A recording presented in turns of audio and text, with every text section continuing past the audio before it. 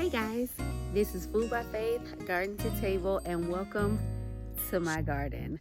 I am Shaka Thompson. If you are new here, Shaka Faith Thompson actually.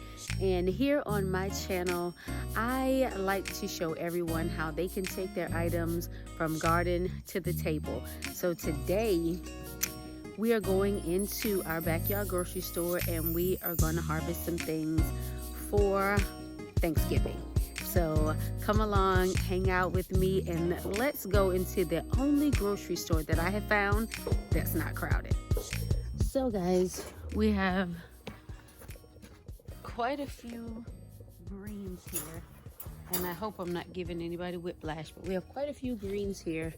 We're gonna use our handy dandy little crate, and we're gonna load some of these, some of these, and I'm actually going to pick out some purple collards from over there, and those will be added as well. So let me get you set up here so that you can see what I have growing on. And it's pretty amazing. I had to learn from my mistakes last year. Last year I did not have my greens done in time for Thanksgiving. They were done in time for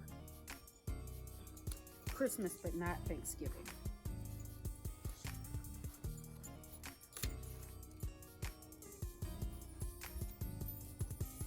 So guys, this is one of the leaves. You see there are a few holes down there, but that's okay. That just lets me know that there was some pest pressure. But whenever you're looking for pests, what you're going to do is you're going to look at the back of the leaves. And if you look very closely, can you see our culprit there? And that's why you have to make sure you wash your greens off. So I try to do a pre-wash before I get into the house.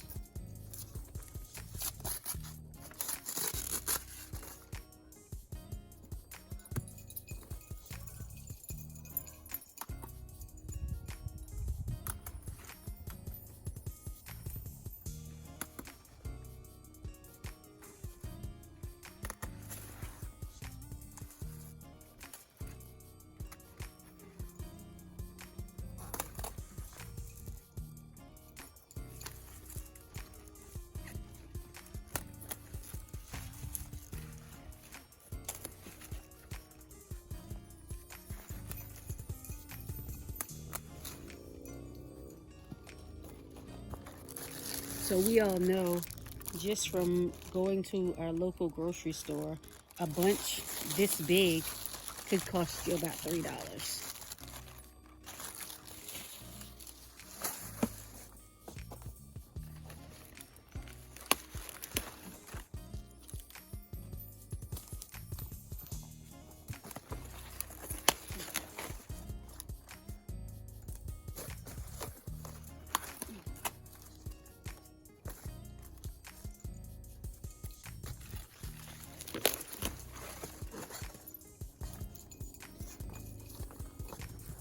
Check that out.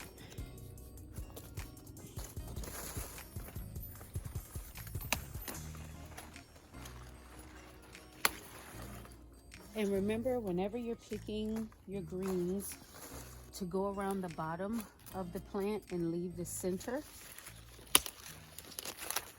And never completely pull the plant up, because if you do that, then it will no longer grow.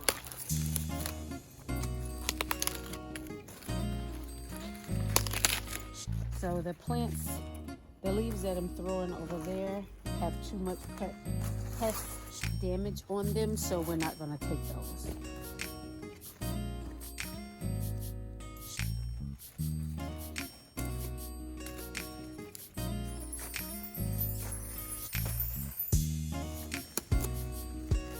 Look at that.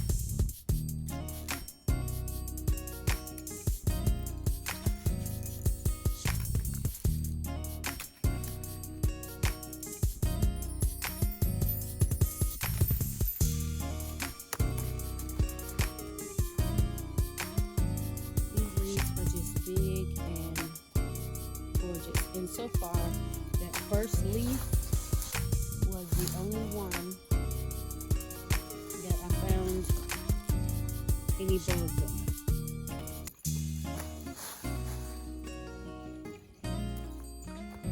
And the dinosaur kale there, I'll come back out and I'll get that closer to Thanksgiving Day. But this is the bunch that we've gotten so far, just from right here. So as you can see, I kind of gave this one a haircut going around the bottom. I'm gonna go ahead and take this other leaf off, and remember to always just take your leaves off from around the bottom.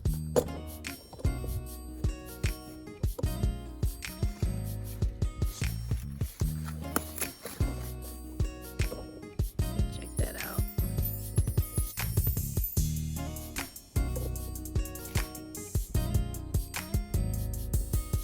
And we still have plenty more, and then these will continue to grow. Here we have our broccoli rabe. Over here we have more collards there, more collards there. Those two cauliflowers are kind of stunted.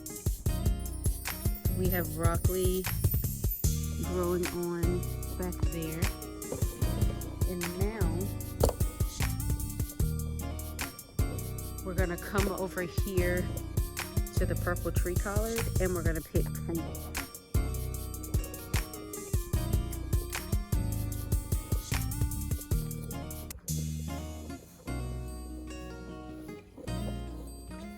you guys know I've picked from this plant before, and it continues to bless me with more and more grocery. Let's see if we get it. The ground over here is not all that level. And so these leaves, of course, are not as big as your traditional collards. But again, they grow into a tree. And they grow year-round. Very slow to bolt.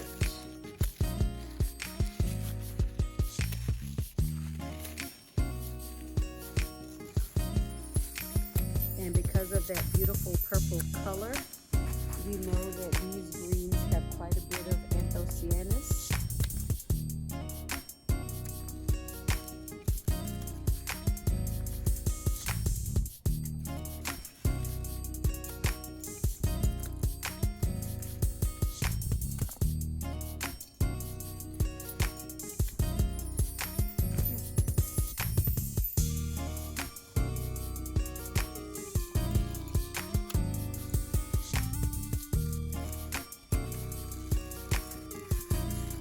So guys, there are so many different types of collards out there. There are the tree collards, the purple tree collards, there are the dates collards, Georgia collards. Someone gave me some seeds that said North Carolina collards. There are flash collards, there are cabbage collards. So it's just all according to your growing area, as well as the type of the taste, I'll say. For me, the Georgia collards, the purple tree collards, the cabbage collards, they all have a similar taste. And I mean, once you stew them up with ham hocks or smoked turkey, they are great. And they can stand up to the pressure cooker, as well as the weather. So we got a nice bunch here of the purple tree collards.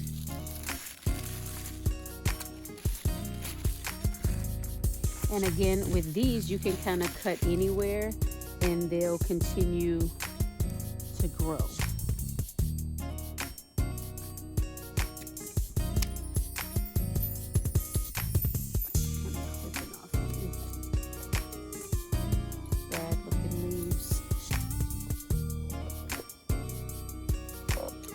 Over here I have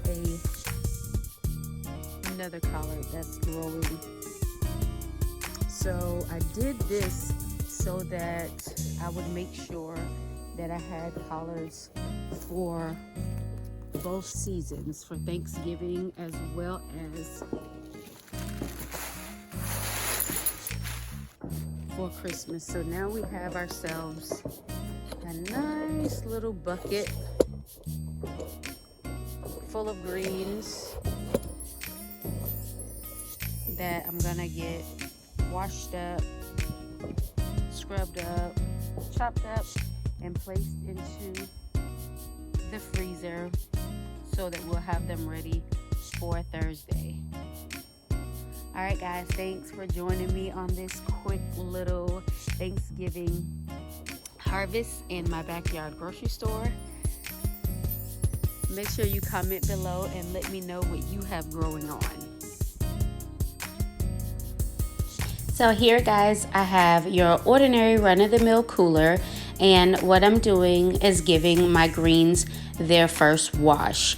I had to do this voiceover because earlier, I know you guys heard those were gunshots. There is a firing range a distance away from my house, and you can hear the shots being fired. But back to our regularly scheduled collard washing. So by no means, guys, is this the only time I'm going to wash my collards, but what I'm going to do is give them their first rinse outside.